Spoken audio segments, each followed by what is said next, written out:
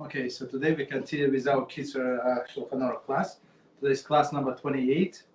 So before we start, I want to answer a little what you asked me before about this rebuke and stuff like that. So I want to be on camera. So on Friday. So this so-called rabbi, and he connected in his. I don't want to say too much, but basically he's from very important family, very important family. And I tell you what, one of his, one of his great grandfather is actually wrote this Kitzur Shulchan Aruch. So this rabbi, right, sent on Friday email. He said it's so easy, you must do it. I thought to myself, I don't know, maybe I don't know whatever, maybe a little mitzvah. It's easy to do it, so it's good to do it, right? So he said, no, you have to. There is a organization APEC, not APEC. So it's like this organization, pro-Israel organization. So the CEO is I checked $1.6 million salary. I think it's good salary. No, all others like. Some of the, I don't think any of them are Shomer Shabbos. I don't think they don't look like keepers, right? Some of the Christians. So Christians donate a lot of money to the organization. They're interested in Eretz Israel because of the Yoshke stuff, and they of course they get elected to the board. So these Reform people and these other people, not Jewish. So now they're trying to block.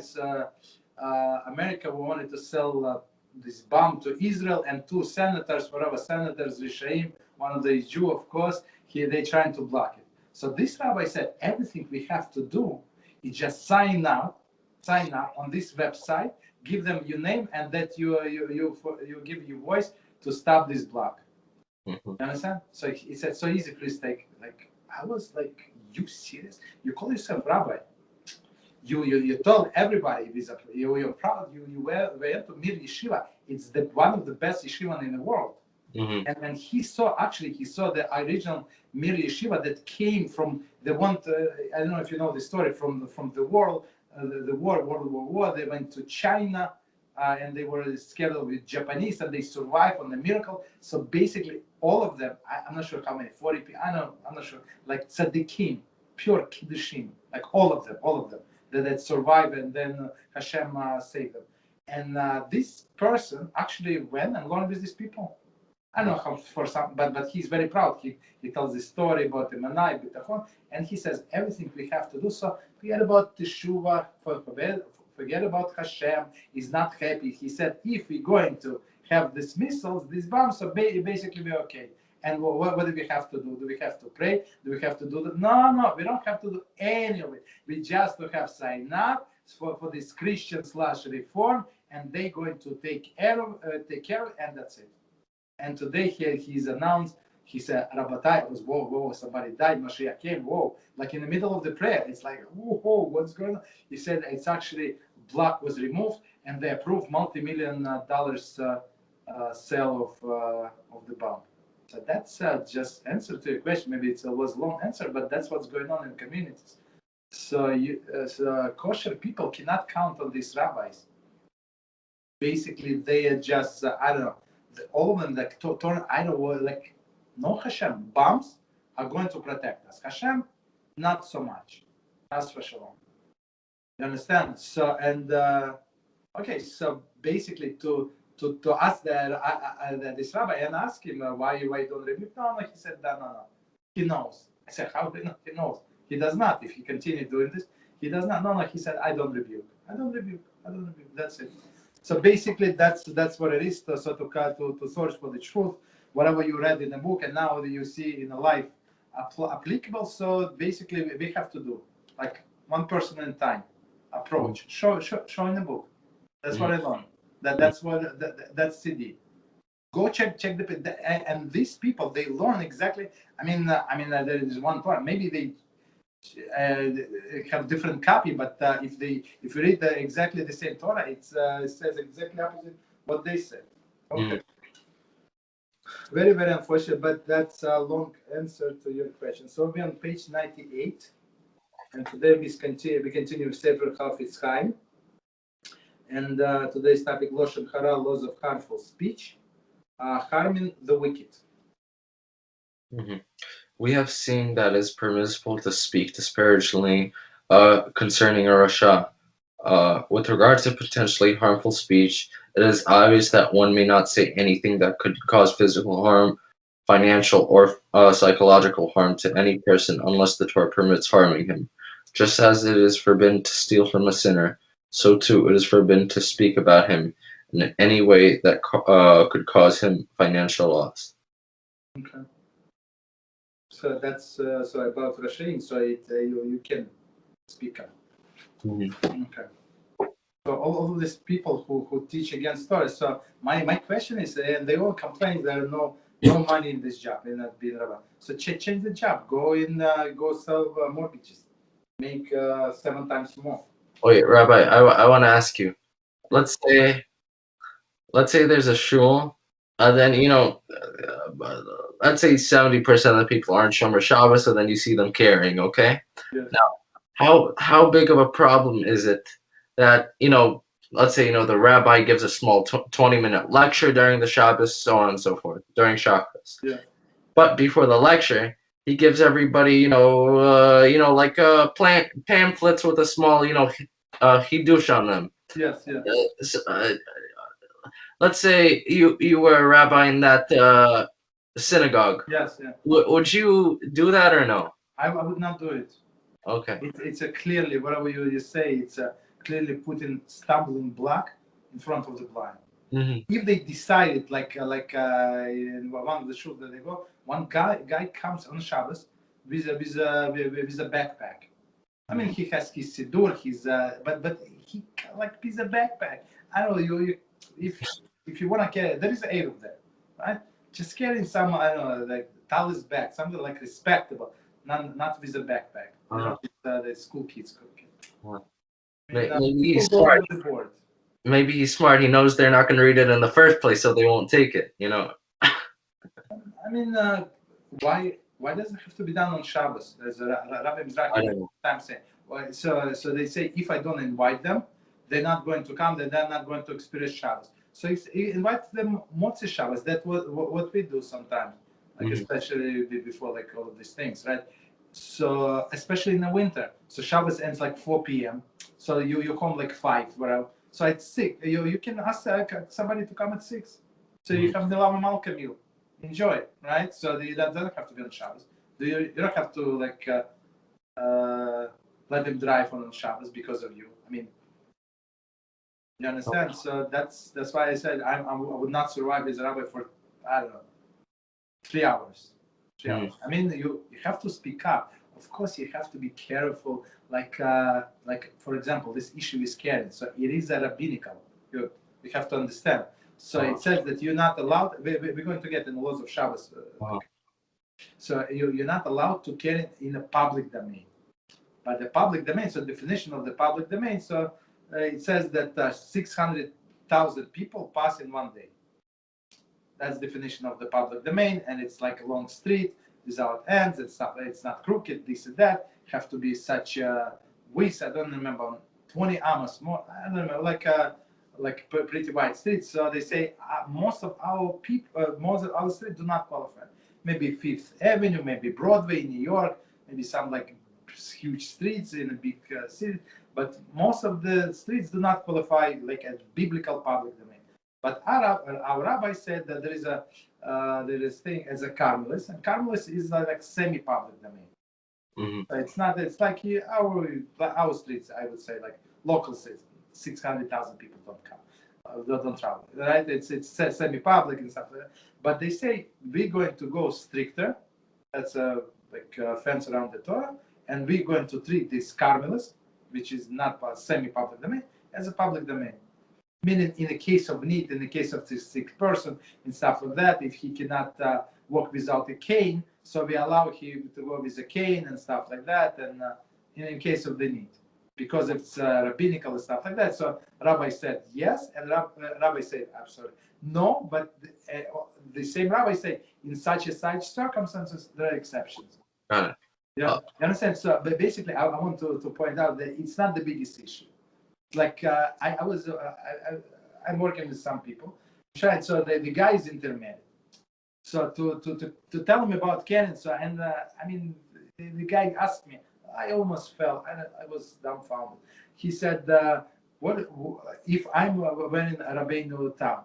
I said, "I'm not wearing the Rabbeinu Tam. Why you asking?" I said, "Okay." I saw what Mishnah Brura and Shulchan Aruch said about people like that, right? So he said, "No, I'm contemplating to buy."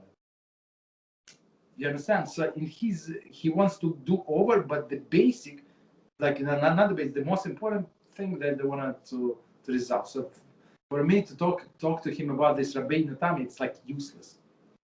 Got it. Right? You understand? So we try, but do not let it go. Let it go. Like be persistent, and do not and remember, there is no support from these clowns. None. Zero. If anything, they would be the first to throw you under the bus. So don't turn your back to them. You understand? So I have this experience from many of them, unfortunately. I mean, it's a reality of life. So a question. So some of these people use the excuse, if we didn't invite them, they would be doing more averas. So to what extent can this excuse be used? More averas, for example, if you invite somebody, right? You say, please come to my house, and but please stay over. Do not say maybe if you want to stay over. No. Please stay over and send me a picture. This is your room. Clean sheets. Not everything nice. So here's your towel. This is this, and here's the slippers. Please stay with us the whole Shabbos. Got it. He said, okay, I'm coming. And then, like in 10 p.m., he said, you know what? Tomorrow I have to work. I have to meet my not-Jewish girlfriend from the airport. And I said, no, Shabbos. He said, no, I'm leaving. Okay, so what could you do? But second time, you cannot invite. You cannot buy this. You understand? Got it. And it's like like Rabbi Mizrahi said many times, there is no mitzvah to be stupid. So in business, everybody's smart. But here in with the most important thing, like your eternity, everybody played dumb. Got it. Last question. I asked Rabbi Reuven. I asked two senior rabbis from the Kollel, and then they said, "Go ask this rabbi, But I just wanted the people to hear the question, and I want to know the answer. Go ahead. So, for example, I told you about the Kiddush at home, so on and so forth. Correct? Yes. So the question goes like this. Let's say I do Kiddush at home after Plakamenko, okay? Yeah. So that means that I accept Shabbos with my family at, let's say, 6 o'clock, 6 o'clock. Yes. Mm-hmm. But the problem is, this way, they have two more hours to do more Averas, more breaking Shabbos. But let's say we do it at 9, just as an example. Let's say we do it at 9. Mm-hmm. Now, my brother, he's almost 100% going to invite his fiance, and she's going to drive here. So if I do the 6 o'clock, she won't have to drive to Kiddush. It's not going to be an Avera to drive to Kiddush because she didn't accept Shabbos yet. But if it's at 9 o'clock, she is 100% breaking Shabbos by driving here. So which one is better? 6 o'clock and my family has more time to do Averas, or 9 o'clock and she drives? But when you say that they're going to do more Averas, can you explain what kind of Averas are they going I mean, just normal Averas breaking Shabbos. If you do Kiddush at 6 o'clock, they accept Shabbos with you, turning on the light. Okay. So they're going to watch TV, for example, right? Yeah. So the question is, who do you have to care about your family? I mean, she you see, I'm just speaking out loud, thinking out loud, right? So, like, maybe she's going to come, maybe she's not going to come. No, 100% she's going to come. 100%. No, let's say she got sick, she's on vacation, she got her grandmother called. All right, so it's there in some instances she's not going to come. Okay. But your family for sure is there. So there is one maybe and three for sure. Okay. At least two. Let's say two for Okay. sure. So I would say don't do it at the Plaga Mincha. But let's say, because your logic, I think it's absolutely correct. but let's say she's 100% coming. That's the problem, because my mother wants everybody to come over. Everything. So what's better? On another hand, so I'm not giving you answers. So I'm just trying to think out loud. You put me on the spot. So no problem. I'll answer that Rabbi Reuven said afterwards. Yeah, exactly. So okay, let me see the way I see. On another hand, it says Ivra Sheim I wanna do awareness. Like if they wanna drink poison, you can stuff the poison into their throat. It's not because of you. On one hand. On the other hand, it's like because of you, they start earlier. So whatever your mother wants, I mean, I would say, let her make a Kiddush, or let your brother make Kiddush. Read it in English. Okay. So you say amen. You don't accept, and okay. So this so, is. And you one second. You eat it as a dinner. Actually, you cannot eat dinner. It's too late. It's too late for dinner. You're right. I don't know. So this is the answer. Now everybody agrees. Ask like 5 rabbis, everyone agrees Plaka Mincha. That's for sure. Even if it's guaranteed that the fiance comes. Why? Now Rabbi Reuven and the rabbis that I asked give 2 different answers. Rabbi Reuven says, if you do it earlier, then they're gonna think, oh, it's much easier to do Shabbos. It's not that hard, and then they're gonna do more this way. Okay. But the answer that I got from the other rabbis is make Kiddush beforehand, or make it quietly so that they don't hear, so that you're the only one accepting Shabbos and they're not accepting Shabbos. Do Kiddush before they come into the room. That way they accept Shabbos at, let's say, 8 o'clock whenever it starts, and I accept Shabbos for me. I'm not sure why would they say so. In their mind, Mm-hmm. Their mind, you did Kiddush or you did not do Kiddush, the Shabbos started. In their mind. Why? Because I mean that's how the mind works. I mean, why? The whole purpose of this meal, it's not somebody's birthday or I don't know, 4th of July. The purpose of this meal is acceptance of Shabbos. For right? me, so now, I mean, no, for them. I'm not talking about you. For them, you is understandable. For them, that's the reason they got together. No.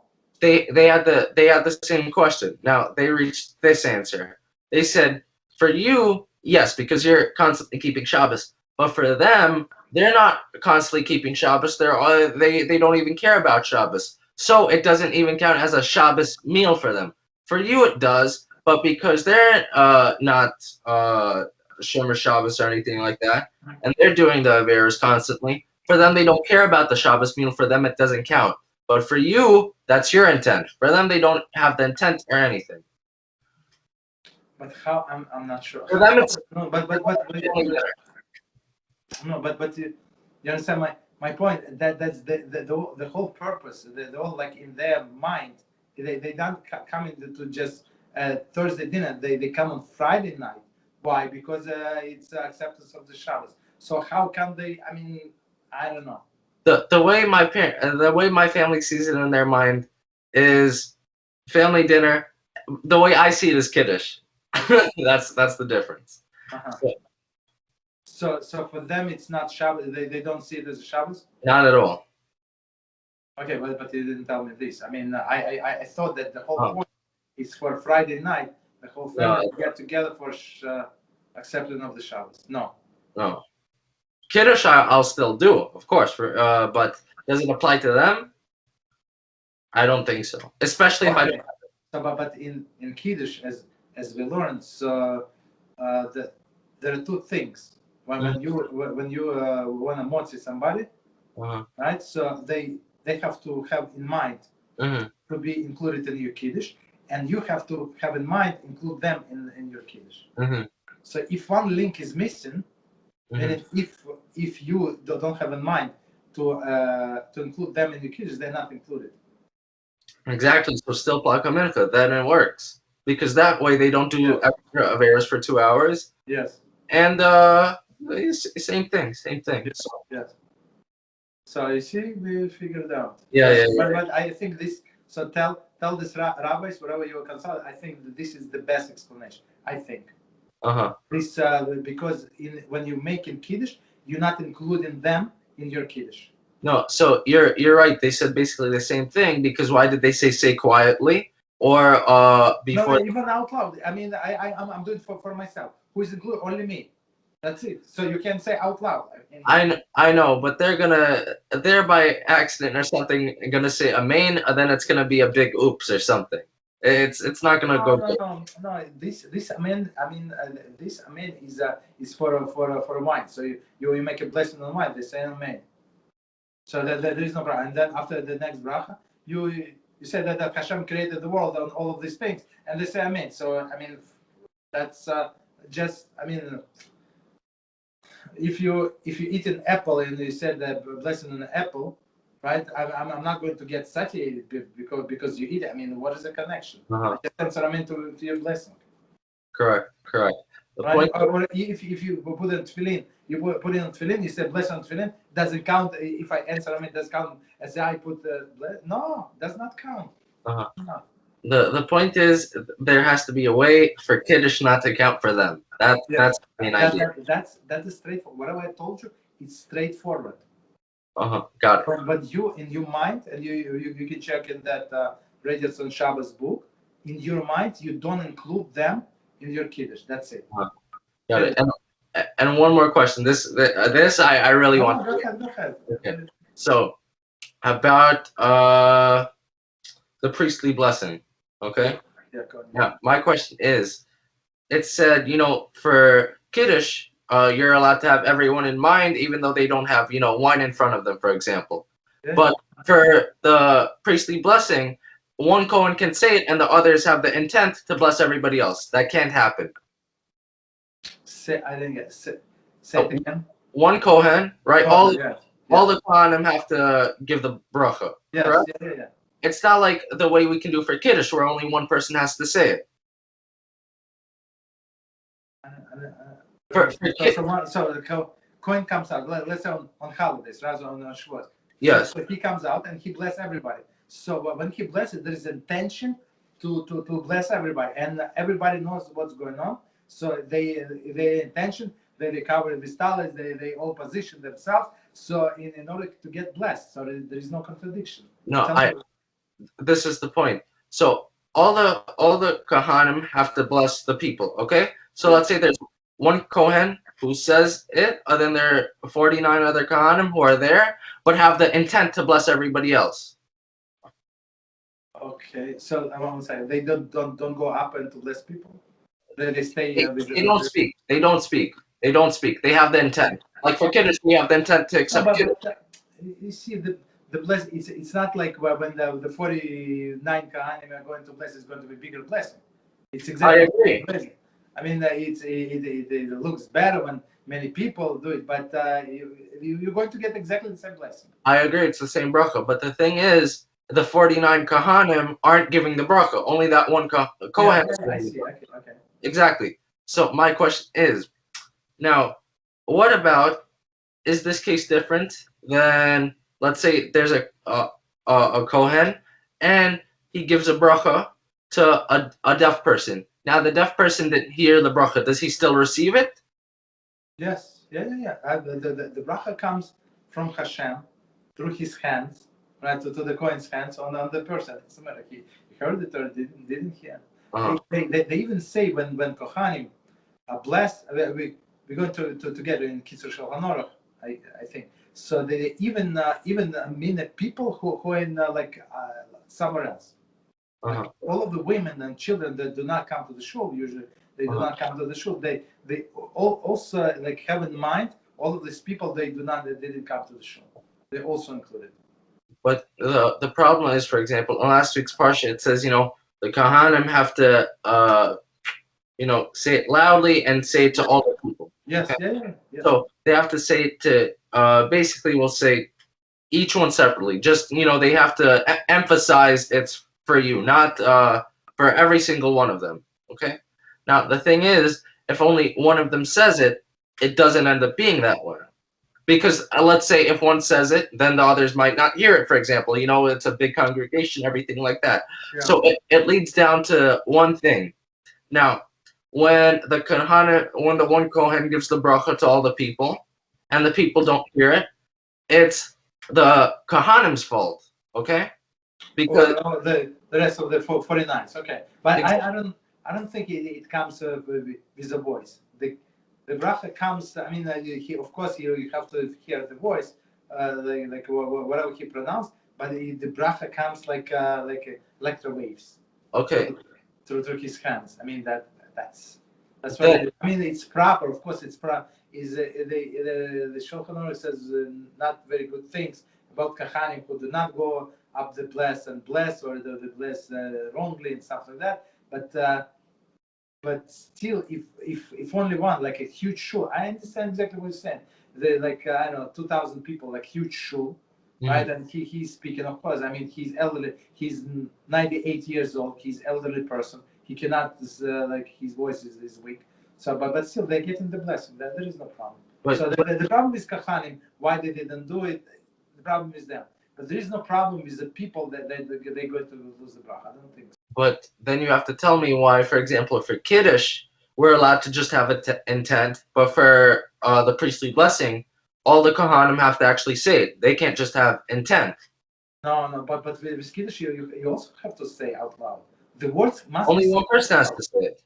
No, what's that? The words must be said out loud in Kiddush and in a blessing. So he cannot come to the stage and just look and think, we're going to contemplate and just come down. That's not going to work. I agree.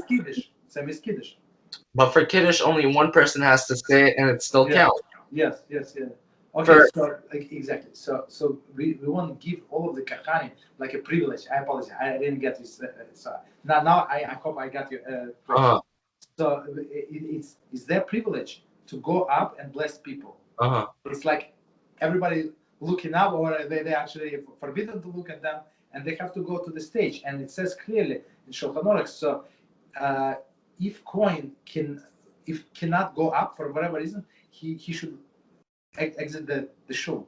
He should not be there, because if he stays in his seat, right? Everybody go up, like one person, as you said, go up, and the rest of Kahanim, like one family do that. So people would say there is something wrong with their family. Maybe they're mamzerim.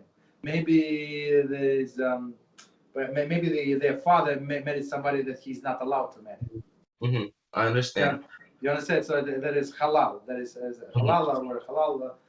So the last name is Cohen. The father can do spiritual blessing, but since he married somebody that he's not allowed to marry, so all of the children they're not Kohanim. Got it. So my question boils down to this: we both agreed that the Kohen can give a bracha to a deaf person and it still counts. But why, if the Kohanim have intent during the priestly blessing, it doesn't count? In intent itself. So if, for example, if we don't have even one person who speaks, so it does not count. But if once the person speaks, it's enough. So the intent is useless. I mean, the bracha is going to come through one person. No, I agree. But the thing is, when the one person gives it to everybody else, it's not as if 50 Kohanim give it. Like, let's say everybody has intent, but only one person says it. Only one Kohen says it. Okay. The bracha only comes from one Kohen. But it's still the same amount of bracha. It doesn't matter. It's like you have a huge vessel, and then you put one spout, or you have 50 spouts. It's exactly the same amount that is going to come out. I completely agree, but the question isn't about that. The question is, the other 49 Kohanim, they didn't fulfill their obligation. Yes, correct. I agree. I agree 100% with you. The problem is with them, but the rest of the people are not going to lose. I completely agree. Yeah. So the 49 Kohanim, they don't fulfill their obligation. Correct. But in Kiddush, people do fulfill their obligation. No. 1 second. If, With intent. No. How they did not fulfill the obligation? In what case? Please explain. The Kohanim? No. The Kiddush people. I got I'm saying for Kiddush, they did fulfill their obligation if only one person says it. Yes. If one person says it during Kiddush, it's as if all of them said it, if they all hear and have intent.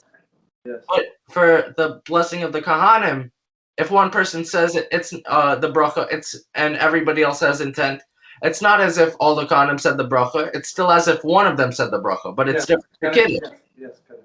Exactly. So my question is, why is it different over there than over here in Kiddush? Then because halacha, you see, like in Kiddush, we said only one person, any person can do it. But in priestly blessing, Hashem said that I love my kahanim so much, I want them to be special. Even though we don't have a Beis Hamikdash today, so they can, one of the things they can do, especially now in exile, like what else they can do? We call him to the Torah first. If he's like a Torah scholar, he can do Birchas Hamazon, even there is like other more important people, but he's we give him privilege to do, and the blessings. What else? I mean, there is some minor things that you cannot ask him to do work for you and stuff like that, but that's the privilege. Hashem assigned special privilege to them. So as you said, if they don't do it, the problem is on them. So meaning that somebody gives you gift and you throw it like on a shelf. Somebody like work for this, not you. You're not going to do it, but other person. You know that he threw it in the garbage. Like you worked the whole summer and you gave somebody a gift, and the guy this whatever. Now I might be wrong, but for example, for Kiddush, the difference between Kiddush and the blessing for the Kohanim. Now, for Kiddush, it counts as if everyone said it, because it's not like they're all saying Kiddush to someone else. They're not, but during the blessing of the Kohanim, they're telling it to the children of Israel. So is that a reason why they actually have to say it? Because someone else actually has to hear it. Now over there, only one person, during Kiddush, only one person has to hear it, because they're saying it to everybody around. But the other people don't have to hear it, because they're not telling it to anybody else. They don't need to tell it to anybody else. But during the blessing of the Kohanim, one person can't say it, because everybody, all the children of Israel, have to hear the blessing. Okay. From each of the Kohanim. Okay. So all right. So let's go. Let's do a step back. So basically, about this, what do you say about the Kiddush? There is a rule. Just you said correctly. Just to clarify, there is a rule that hearing is like when you answer with hearing with the intention, and you answer, it's like you said it yourself. So I mean, that's what you meant, correct? So even though they listen, it's like they sing. Mm-hmm.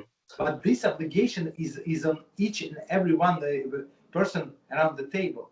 So if you're not going to do it, so it says like your mother have to, your brother, like fiance, whatever, somebody have to do it. All of them obligated, but you exclude them from the like the next. You include them in your sin of the Kiddush. Mm-hmm. You exempt. The word is exempt. You deciding, but they obligated. But in the case of the Kahanim, only Kahanim can do. Other people, I'm not Kohen. I cannot do the priestly blessing. Exactly, but my question isn't about not a Kohen can't, a non-Kohen can't do the priestly blessing. I'm saying, for example, all the children of Israel have a special obligation to do Kiddush. Okay. Yes, correct. Yes. And only one child of Israel has to do Kiddush for everybody else to. Not necessarily. Like if they want. So everybody can do their own Kiddush. But optionally, all you need is one, correct? Yes, correct. Yes, correct. I'm saying it's different for the Kohanim. Let's say you have 50 Kohanim. All of them have the same obligation to do the priestly blessing. The same obligation. But they no. Okay. I see. No, it's not. Okay, I see your question. So why one cannot say it for all of them? Mm-hmm. I mean, it's because no. I see. So basically, you say so with Kiddush, so one can include all others. Yes. So one coin cannot include. I mean, he can include. I mean, we see that he actually can include, but still they're obligated to say. So this rule that is here is like an answer is like you're saying yourself is not working with kahani because it's a separate obligation on each and every coin, and they cannot pass. They cannot delegate it to another coin. If they want, if guy's sick and this and that, he can leave and don't like step out of the shul, go to the bathroom, kitchen, and that's it. Correct. It's a separate obligation. So each and every coin. Yes, exactly. So the people have to hear the blessing from each and every one of the Kohanim, not from one. No, with whatever kahanim that are going to bless.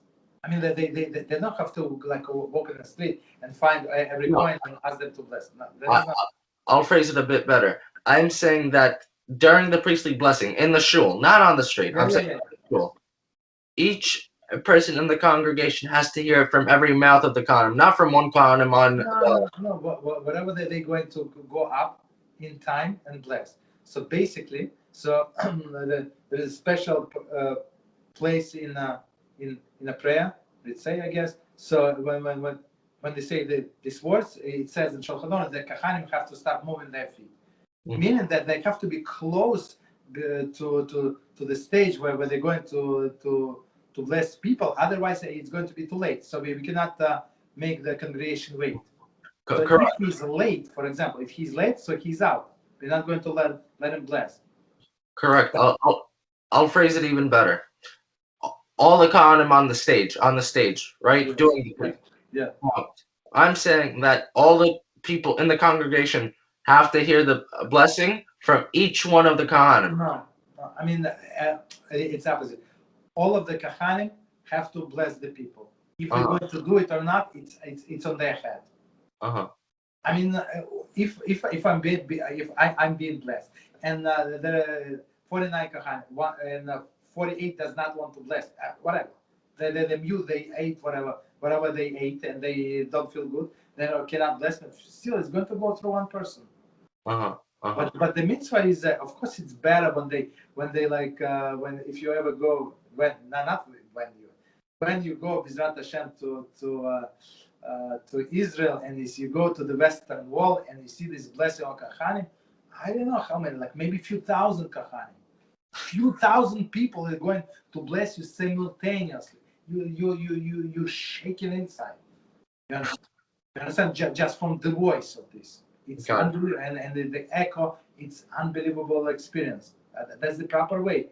So, but the obligation is on them. I don't know who is going. I'm not obligated to hear every coin. One coin, even if I don't hear blessing, I'm still blessed. Got it. So the only thing you have to be like, if you want to like in a shul, you cannot be behind him. So all the people that are behind the coin, they're not going to get blessed. So you have to move forward. So be in front of his arms. Got it. Understood. So, last thing, small thing. So, for example, with the deaf person, correct? The Kohanim gives a blessing to the deaf person. Okay. Now, the deaf person doesn't have let's say he doesn't even have the intent of bracha being given or something like that, right? Now, what's the reason that for the deaf person the bracha still counts, for the bracha is bestowed? Because the bracha comes from HaShem. So it doesn't matter you heard these words, you understood the words, you did not understand the words. You see, I mean, it's irrelevant. I mean, they pronounce the words, but they just because they pronounce the words, it does not mean the bracha is going to come. Very realistic. So all of this, I know many Kohanim, even none of them are Shomer Shabbos. Got it. So I spoke to one of these clown rabbis. I say, how come you cannot let him bless? But this guy, big guy, so he has this huge voice, and he likes to sing, and so he comes only for on the holidays. For him is a one-man show. So I came to this rabbi. I said, "You normal? How would you?" He gave me explanation, and he said, "I need to go," stuff like that. You're not allowed. Like this is kill HaShem. Got it. So the main reason that during the priestly blessing it counts, but for the deaf person it doesn't count when the 49 other Kohanim don't get the mitzvah, but for the one Kohanim, even though the deaf person didn't hear it, he does. Yeah. Is because those 49, the reason that the bracha didn't happen, the mitzvah wasn't fulfilled, was because it was the Kohanim's fault. Okay. Yes. But the reason for the deaf person, it wasn't the Kohanim's fault. It was that they didn't hear it. Yes. It was the deaf person's fault. So it's not even his fault. It's not. I mean, he deaf. Yeah, but it wasn't the fault of the Kohanim. It wasn't the fault. Exactly. Yeah. So the bracha still counts. Yeah. Okay, got it. Okay, understood. Okay, you clear? Did I answer? Everything is great. Everything is great. Thank you. So yes, so that's why, and that's why this quality I like in you very much, that you're not shy. It says a shy person who does not ask questions, he is going to go to Gehenna. Say what? So the Gemara, you normal? How can you, the guy is shy? He's not answering. He doesn't know what because he's going to draw wrong conclusions. So if you have question, so ask. If I didn't answer you, like if you don't understand my answer, ask me again. Right? Maybe I didn't get your question. Maybe this, like you see, we read it from all of these different angles. I mean, it's not like yes or no question. It's not. No. All right. So let's learn a little at least. Great. So B'ezrat Hashem, continue. Right. So. And please always, like you did right now, try to make sure that you understand and ask as many questions, and do not say I agree unless you agree. Yeah, thank you. Understand? Okay, so thank you very much for not not saying that you agree from the first time, even when I did not answer your question. Very nice. All right. So continue. So we are still on the topic of tefillin. We're in Siman number 10. And Siv is 24. Okay. So it says a miner who knows how to properly absorb the condition of the tefillin, do not pass gas while wearing them, and not to fall asleep while wearing them. His father is obligated to buy tefillin for him, so he may put them on. Now, however, the custom has become widespread that miner begins to put tefillin 2 or 3 months before he becomes 13 years of old and not earlier. So in olden days, age, I guess they did it early, but today we only from 13 years old. A few months before, like you start training, but that's it. So commentaries say, we assume that before this time, he's not mature enough to observe the above mentioned condition of wearing tefillin. Okay, okay. Nowadays there are very custom that observe regarding the same time, regarding the time that minor begins to wear tefillin. Some put them on 3 months before they become bar mitzvah. Some 1 month before, and others only one on a day a boy actually turns 13. Each person should follow his custom. So it's very interesting. I mean, but the way I understand, so 1 day is not going to be enough to train him to put properly. So, like if a month or I don't know, 1 week. I mean, it's not a rocket science to put it feeling, but at least you have to get used to. I would say 1 month and or I don't know, 1 week, 2 weeks should be should be enough to accustom him. Okay. Continue. Sif 25. The days of Shabbos and Yom Tov serve as a sign of the relationship between HaShem and Jewish people. There is therefore no mitzvah to wear tefillin on these days, and the sign of tefillin, and you shall bind them on a sign, is not needed. So as of course, but I'm going to say because we're recording. So all the time we have to have two signs in money, right? So what is the signs? It's our circumcision is one sign, right? Our tefillin is second sign, and Shabbos is a third sign. So during the week you have your circumcision, you have your tefillin, and signs that you're kosher Jew, basically. And on Shabbos, you have Shabbos as a sign, you observe on Shabbos, and you have your circumcision, so there is no need for tefillin of Shabbos. I mean, if a person wants to learn the laws of tefillin, so it's not muktzah, let's say that they can move tefillin, but most of the people do not learn the laws of tefillin of Shabbos. I mean, you can, if you see that the person only one day, if you want to train somebody to put on, not to put like, to say like, to tell him the laws of tefillin, and he's going to be bar mitzvah soon, and you only come in there once a month in this case, so you can tell him, of course. Cool. Question about the tefillin.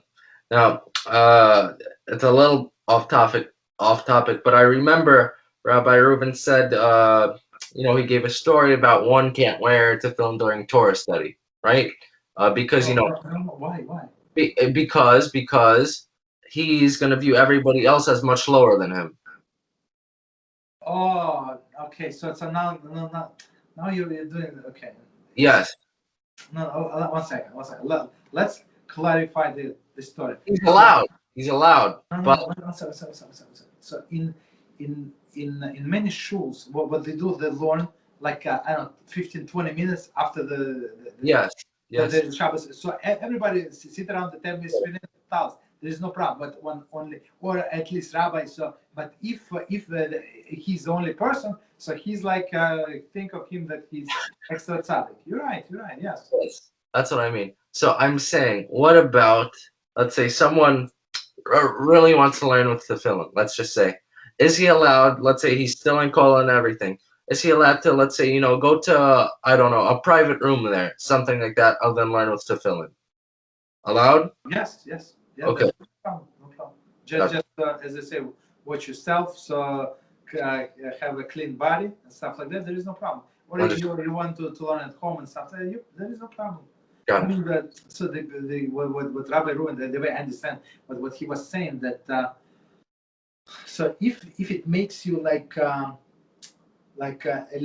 little proud, you think that you're better, that's not allowed.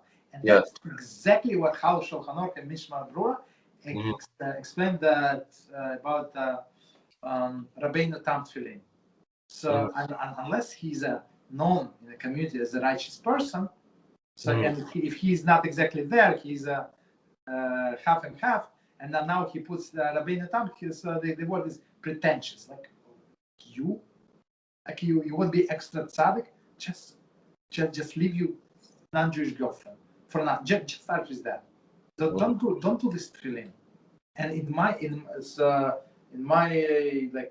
unfortunately, in my practice, like not practice, in my experience, I'm trying not to look. So all of them, the people, I'm sure. I mean, unfortunately, that's in the shows that I go. Most of the people that put this Rabbeinu Tam pretentious. Absolutely. No, not all of them, but I would say maybe 87% of them. Got it. So still on the topic of pride, let's say you're learning somewhere and you were alone, okay? Yeah, there is no problem. And let's say without the tefillin you were learning. Let's say, and you were reading a book, this, that, everything. And then people start coming in, okay? And then nobody's reading. Everybody saw you reading this, that, everything. Ooh wah. And then you become prideful. Okay, let's say now. Is it the Yitzhar Hara trying to stop you from reading and then go somewhere else and waste your time? Or should you continue reading? You see, it depends on the person. So if he becomes prideful for 1 second, but he understands that he's not there yet, that he's on a lower level, and he's trying to, maybe it is a better concentration, he's feeling on, right, and he feels more holy. Right, so there is no problem. So you just fight with your Yitzhar Hara. But if that person thinks that he's higher than everybody else, that's the problem. Got it. Understand. But from my experience, like all this Rabbeinu Tam, some people like I don't know, Hasidim, they like some not all of them, but some Hasidim put Rabbeinu Tam like if it's like standard custom stuff like that. But if you're not there, so most of the people put Rabbeinu Tam with Shulchan Aruch side. Absolutely not. Do not put Rabbeinu Tam when they're in the middle of Shmona Esrei. That's exactly what they put it. Do not remove your tefillin when they have Torah learning, Torah read. Do not say it. That's exactly when they change the tefillin. You understand? So if you want to do that, better not never do it. Never ever. 1 second. Never put it once in your life. Got it. If you're not in a rush, you can do after praying. You have extra time. So yeah, absolutely. So that's but it goes into people's head, and they see this guy as a big tzaddik, like mikubal minimum, and it gets into his head. You understand? That's the big issue. Okay, continue. Actually, my mother's calling me, so I think I have to leave. Okay. No problem. So we start at 25. Okay. Thank you. All right. Thank you very much. Good night. Until tomorrow. Good night. Thank you.